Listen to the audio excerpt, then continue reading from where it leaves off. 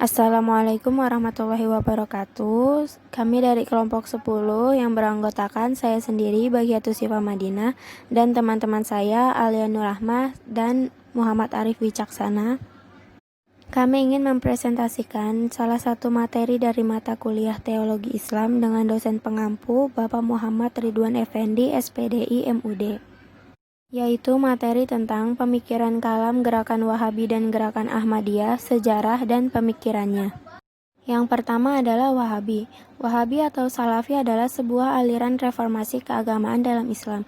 Aliran ini berkembang dari dakwah seorang teolog muslim abad ke-18 yang bernama Muhammad bin Abdul Wahhab yang berasal dari An-Najdi, Arab Saudi. Aliran ini digambarkan sebagai sebuah aliran Islam yang keras. Pendukung aliran ini percaya bahwa gerakan mereka adalah gerakan reformasi Islam untuk kembali kepada ajaran monoteisme murni, kembali kepada ajaran Islam sesungguhnya yang hanya berdasarkan kepada Al-Quran dan hadis, serta bersih dari segala ketidakmurnian seperti praktik-praktik yang mereka anggap bid'ah, syirik, dan khurafat. Sementara penentang ajaran ini menyebut Wahabi sebagai gerakan sekretariat yang menyimpang, sekte keji, dan sebuah distorsi ajaran Islam.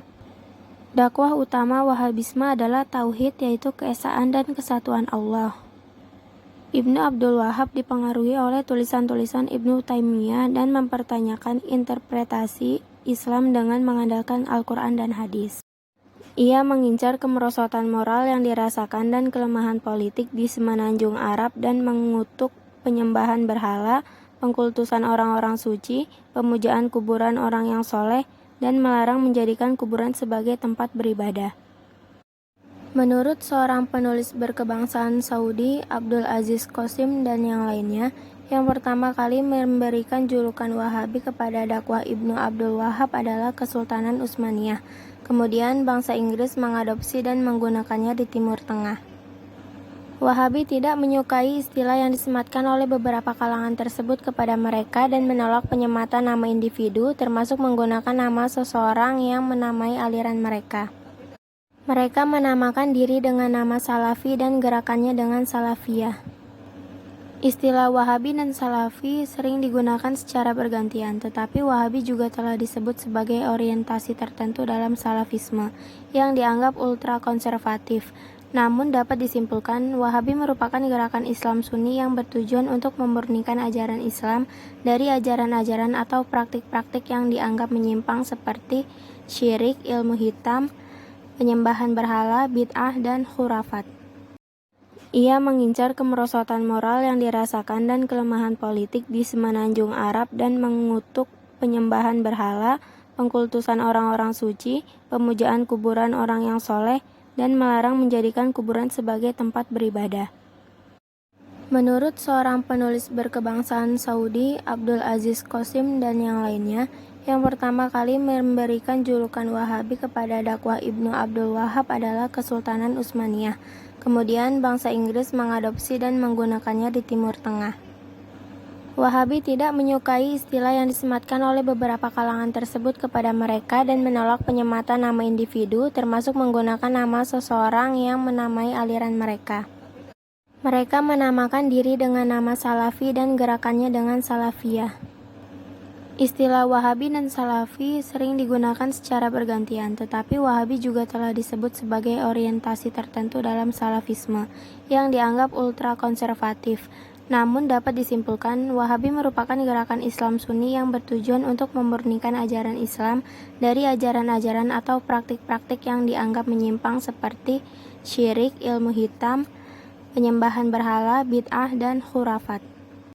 Muhammad bin Abdul Wahhab prihatin dengan cara ibadah penduduk Najd yang dianggap seperti penyembahan berhala. Contohnya berdoa kepada orang-orang suci, ziarah ke kubur dan masjid khusus, memuliakan pohon, gua, dan batu. Ia juga prihatin mengenai kurangnya pemahaman masyarakat saat itu terhadap hukum Islam dan cara beragama yang benar. Tidak memperhatikan para janda dan anak yatim, banyak perzinahan, meremehkan kewajiban sholat, dan gagal melaksanakan pembagian waris yang adil terhadap wanita. Di saat Muhammad bin Abdul Wahhab mulai berdakwah guna melawan praktik-praktik yang dianggapnya tidak islami itu, dan dia menganggapnya sebagai praktik jahiliyah yang merupakan atribut yang sama diberikan pada penduduk Arab di masa sebelum Nabi Shallallahu Alaihi Wasallam. Pada awal dakwahnya, Muhammad bin Abdul Wahab berhadapan dengan para penentangnya, namun kemudian ia mendapat perlindungan dari seorang kepala suku lokal bernama Muhammad bin Saud. Dengannya ia bersekutu. Inilah penyebab bertahan dan berkembangnya pergerakan Wahabi dikarenakan persekutuan antara pendiri Wahabi dan kekuatan politik dari Al-Saud yang berada di bagian selatan Najd. Pada tahun 1804, para Wahabi menghancurkan sejumlah makam di komplek pemakaman dari para orang suci di Madinah. Wahabi mengikuti mazhab Ahmad bin Hanbal. Para ulamanya hanya menerima otoritas Al-Quran dan As-Sunnah. Para ulama Wahabi menolak pemakaman takwil dikarenakan dianggap bid'ah. Ajaran Wahabi amat menekankan penampilan luar dan tingkah laku yang tampak sebagai cerminan iman seseorang. Cara seseorang berpakaian, beribadah, atau beraktivitas lainnya menjadi pengesahan oleh masyarakat apakah orang tersebut muslim sejati atau bukan. Karena bagi Wahabi, keimanan seseorang dapat terlihat dengan cara yang kasat mata. Seorang muslim dapat menjadi objek penilaian publik hanya dengan mengamati kelakuan dan penampilannya. Assalamualaikum warahmatullahi wabarakatuh. Nama saya Alia Nurrahma. Pemikiran Wahabi. Menurut Harun Nasution dalam Ensiklopedia Islam Indonesia IAIN Syarif Hidayatullah dijelaskan bahwa ajaran Muhammad bin Abdul Wahab atau ajaran Wahabi merupakan ajaran pemurnian yang ingin mengembalikan Islam sebagaimana yang diajarkan oleh Nabi Muhammad setelah Islam dinilai mengalami kemunduran akibat berbagai penyimpangan yang membahayakan, terutama keimanan terhadap tauhid atau keesaan Tuhan seperti pengutusan Walid Syekh Tarikat. Sedangkan menurut Faridah Hidayatullah Mahira dalam jurnalnya tentang gerakan Wahabi pada tahun 2019 dijelaskan bahwa kelompok Wahabi senantiasa berusaha untuk melakukan pemurnian ajaran agama Islam dengan semboyannya yaitu kembali kepada ajaran utama Islam yakni Al-Quran dan Hadis.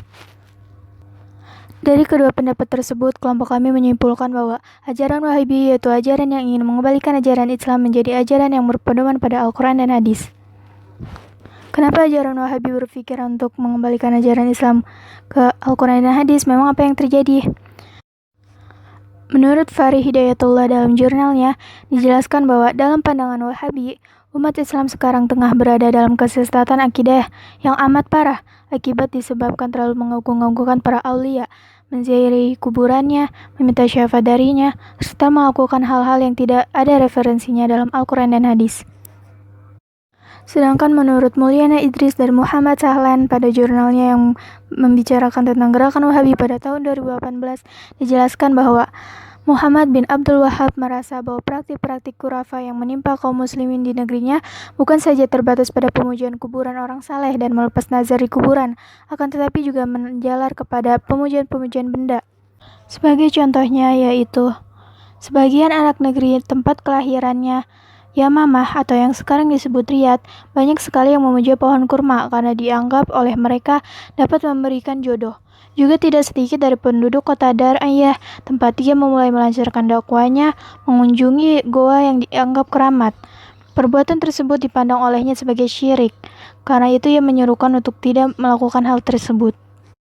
Doktrin Wahabi. Menurut Fatma Matun dalam jurnalnya yang membahas tentang gerakan Wahabi pada tahun 2019 dijelaskan bahwa doktrin Wahabi itu ada dua. Yang pertama tasyrik. Tasyrik dalam pemikiran Wahabi yaitu menilai sebuah amaliyah tertentu sebagai bagian dari syirik atau menyekutukan Allah. Salah satu contohnya yaitu gerakan Wahabi menganggap bahwa meminta pertolongan dan tawasul kepada para wali dan orang soleh adalah perbuatan yang syirik. Salah satu sisi negatif dari doktrin Wahabi yang ini yaitu apabila seorang muslim melakukan hal-hal yang dianggap syirik oleh Wahabi, maka orang tersebut dianggap kafir sehingga darahnya halal dan wajib dipeperangi. Doktrin yang kedua yaitu bid'ah. Bid'ah dalam pandangan Wahabi yaitu praktik-praktik keagamaan yang tidak didasarkan atau tidak ada dasarnya dalam Al-Quran dan Hadis. Di Indonesia sendiri banyak sekali tradisi-tradisi yang dianggap bid'ah oleh gerakan Wahabi. Seperti yang kita ketahui bahwa Islam masuk ke Nusantara dengan beberapa metode. Salah satunya yaitu pendekatan melalui penyesuaian budaya, sehingga banyak terjadi akulturasi antara ajaran agama Islam dan kebudayaan setempat. Oleh karena itu, banyak sekali bermunculan tradisi-tradisi yang berkaitan dengan agama Islam, tetapi tidak ada di Al-Quran dan hadis. Contohnya seperti tahlilan, maulid Nabi, ziarah, nujubulanin, pesta pernikahan, dan masih banyak lagi. Assalamualaikum warahmatullahi wabarakatuh. Di sini saya akan menjelaskan tentang Ahmadiyah. Yang pertama dari sejarah Ahmadiyah. Ahmadiyah ini adalah sebuah gerakan keagamaan Islam yang dibawa oleh Hadrat Mirza Ghulam Ahmad. Bertujuan untuk membangkitkan umat Islam India yang berada pada penjajahan kolonial Inggris yang membawa pengaruh dalam penyebaran agama Kristen oleh para misionaris, mengkanter gerakan modernisasi Syed Ahmad Khan dan kebangkitan fundamentalisme Hindu Arya Samaj. Sejarah Ahmadiyah yang pertama itu ada dari pendirinya, yaitu si Hadrat Mirza Ghulam Ahmad. Ia dilahirkan pada 13 Februari 1835 di desa Kadian, daerah Punjab, India. Ayahnya bernama Mirza Ghulam Murtado dan ibunya bernama Chirag Bibi. Kakeknya bernama Mirza Atta Muhammad ibnu Mirza Gul Muhammad, seorang tokoh terkenal dari keturunan bangsawan di daerahnya. Sebenarnya nama asli Mirza ini adalah Ghulam Ahmad, sementara kata Mirza melambangkan masih keturunan Mughal atau sebutan Ghulam adalah melambangkan marga keluarganya. Mirza Ghulam Ahmad merupakan anak kedua dari Mirza Ghulam Murtado, kakaknya bernama Mirza Ghulam Qadir. Gerakan Ahmadiyah dibagi menjadi dua, yakni Qadian dan Lahore. Perpecahan dipicu oleh Khalifah Al-Masih II yang dimenangkan oleh Mirza Basiruddin Mahmud Ahmad, yang tak lain adalah anak pendiri gerakan Ahmadiyah, Mirza Ghulam Ahmad. Oleh karenanya, sebagian pengikut yang tidak sependapat dengan keterpilihan Mahmud Ahmad, yakni agar sistem khilafah tidak sekedar mengutamakan keturunan, pergi ke Lahore yang dipimpin oleh Khawajah Kamaluddin dan ulama terkenal Maulana Muhammad Ali. Mereka mendirikan Ahmadiyah Anjuman Isaati Islam yang dipusatkan di Lahore. Pihak Qadian menuduh Muhammad Ali tidak rela tidak terpilih khalifah.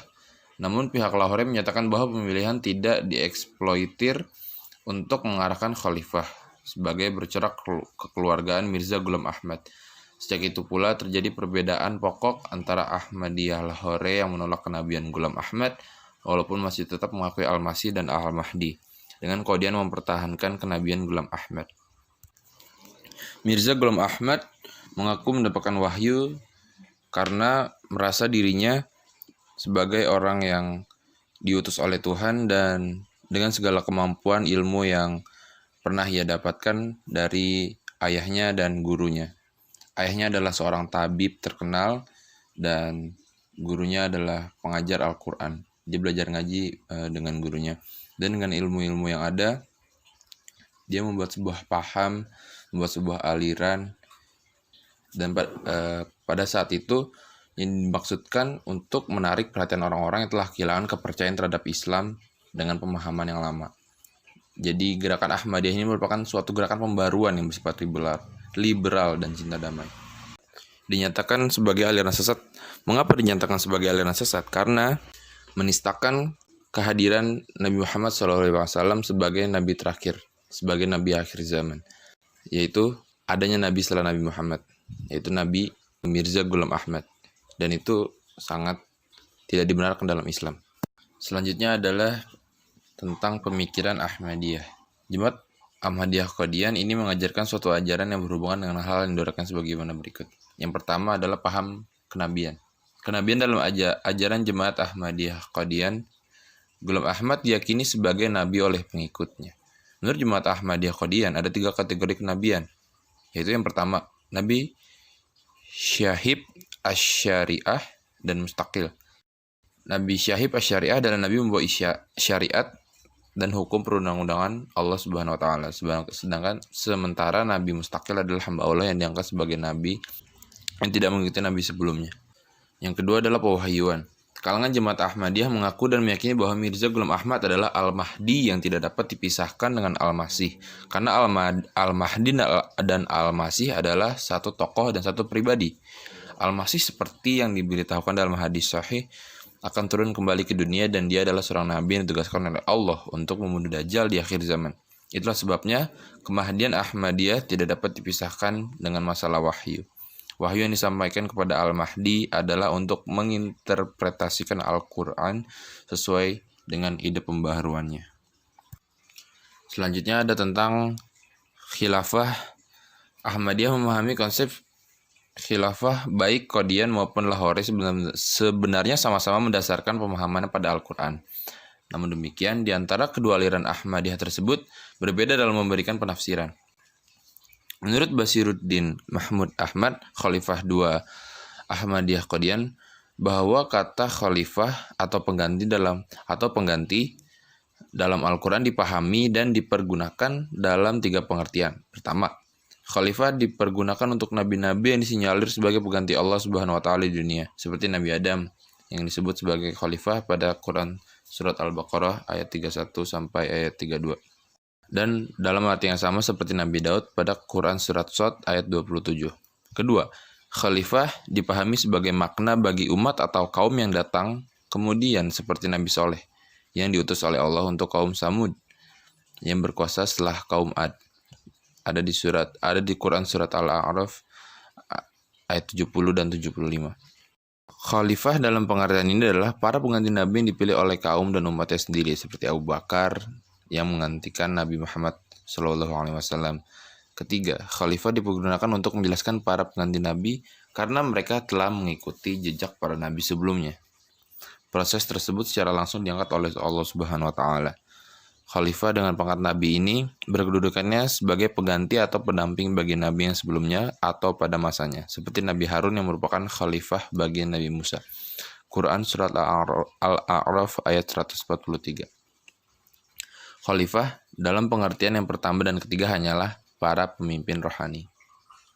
Pandangan Ahmadiyah Lahore tentang khalifah ini menjadi awal pemicu perpecahan di kalangan Ahmadiyah. Beberapa faktor yang menyebabkan perbedaan tersebut diantaranya adalah: pertama, perbedaan penafsiran tentang surat dan wasiat Ghulam Ahmad. Kedua, perbedaan penafsiran terhadap Al-Quran surat An-Nur ayat 55. Perbedaan Ahmadiyah, Qadian, dan Lahore sebagai kaum muslim secara umum tentang khalifah terletak dalam beberapa hal. Antara lain, menurut mayoritas kaum muslim Sunni, bahwa khalifah yang menggantikan Rasulullah SAW tidak berarti mengganti pangkat dan kedudukannya sebagai nabi dan menerima wahyu, melainkan sebagai pelangsung gerak dakwah Islam penjuru dunia. Sementara Ahmadiyah Qadian menganggap bahwa khalifah menggantikan nabi sekaligus berfungsi mengganti kedudukan nabi dan menerima wahyu dari Allah Subhanahu wa taala. Sementara Ahmadiyah Lahore menganggap posisi khalifah tersebut hanyalah sebagai mujadid tetapi dipilih oleh Tuhan melalui wahyu. Menurut sebagian besar umat Islam, hal ini merupakan sesuatu yang paling prinsip yang membedakan antara mayoritas umat Islam dengan aliran Ahmadiyah. Selanjutnya adalah tentang jihad. Bagi Ahmadiyah, jihad didefinisikan sebagai tindakan mencurahkan segala macam kesanggupan, kemampuan, dan kekuatan yang dimiliki dalam menghadapi pertempuran, menyampaikan pesan kebenaran, ataupun mengerahkan seluruh daya kekuatan dalam menghadapi suatu urusan, atau dengan kata lain, jihad adalah tidak menahan apapun, mengerahkan segala daya dengan memaksakan diri dalam mencapai suatu tujuan. Tindakan mengangkat senjata untuk membela diri juga dinamakan jihad. Dalam Al-Quran, istilah yang tepat sering disebut qital. Terima kasih, sekian penjelasan dari kelompok kami. Apabila ada kekurangan, mohon dimaafkan. Wabillahi taufiq wal hidayah. Wassalamualaikum warahmatullahi wabarakatuh.